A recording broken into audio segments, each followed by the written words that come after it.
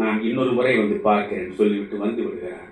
எழுப்ப வேண்டாம் என்று சொல்லி வந்தார் அல்லவா, அப்பொழுது எழுதுகிறார், அவனை எழுப்பாதீர், அப்படியே தூங்கட்டும், ஆழ்ந்த துயிலினிலே அமைதியினை காணட்டும், இந்த வயதினிலே இப்பொழுது தூங்குவதே சுகமான தூக்கம், அவன் சுகமாக தூங்கட்டும்.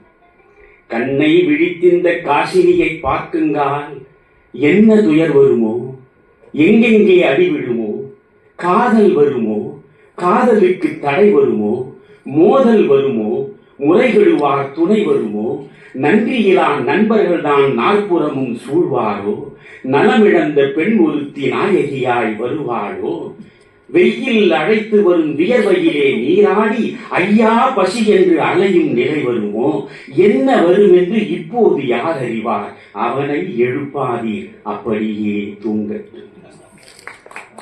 சரி, செல்வச் செழிப்பிலே இருந்தால் கோடிக்கதிபன் என குறையாது வந்தாலும், நாட்டு தலைவன் என நல்வாழ்வு பெற்றாலும், அவன் பாட்டுக்கும் கூட மரியாதை கிடைத்தாலும், பஞ்சனைகள் இருந்தாலும், பால் பழங்கள் உண்டாலும், சொத்துள்ள காரணத்தால் தூக்கம் பிடிக்காது, அவனை எழுப்பாதீர், அப்படியே தூங்கட்டும்.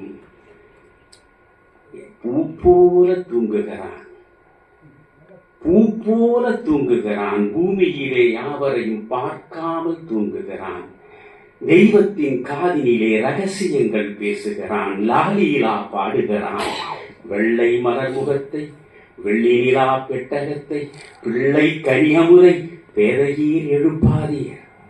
எந்த நெடும் சாலையிலோ எந்த பூஞ்சோலையிலோ தம்பி நடந்த பின்பு தனிமை கிடைக்காது. வெம்பி அழுதல், வியர்த்தல், விறுவிறுத்தல், கும்பி எரிதல், கொதித்தல், துடிதுடித்தல் அத்தனையும் தாங்குதற்கு அடித்தளங்கள் வேண்டாமா? இப்போது தூங்கட்டும், இனிமேல் விழிப்பதற்கு, இப்போது தூங்கட்டும், இனிமேல் அழுவதற்கு, அவனை எழுப்பாதீர், அப்படியே தூங்கட்டும். நண்பர்களே, இந்த பாடல் குமுதத்தில் வந்து ஒரு 6 வாரம் கூட ஆகவில்லை. இந்த குழந்தை உண்மையிலேயே இறந்து விட்டது. அதற்கு பிறகு அவன் எழுதிய கவிதை, அதுதான் தன்னுணர்ச்சி பாடலின் உச்சம். எழுதுகிறான், வார்த்தைகளை பார்க்க வேண்டும்.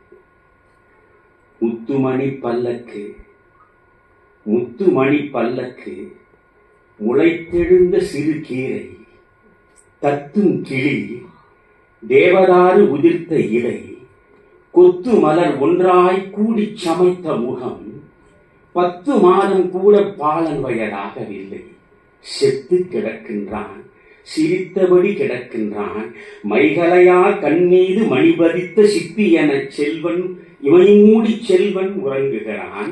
பூமியை விட்டு போவதுதான் சுகம் என்றோ சாமி கொடுத்த மகன் தன்னை மறந்து தூங்குகிறான்.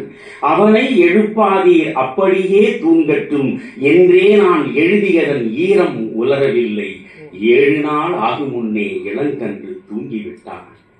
அறம் பாடிவிட்டேனோ அரியே, சிறுகுருவி திறம் பாட மாட்டாமல் சித்த கதை பாடுகிறேன். பிள்ளை பருவத்தே பிணமாய் கிடப்பதெங்கள் இல்லத்தில் இல்லை, இதுவரையில் நிகழ்ந்ததில்லை.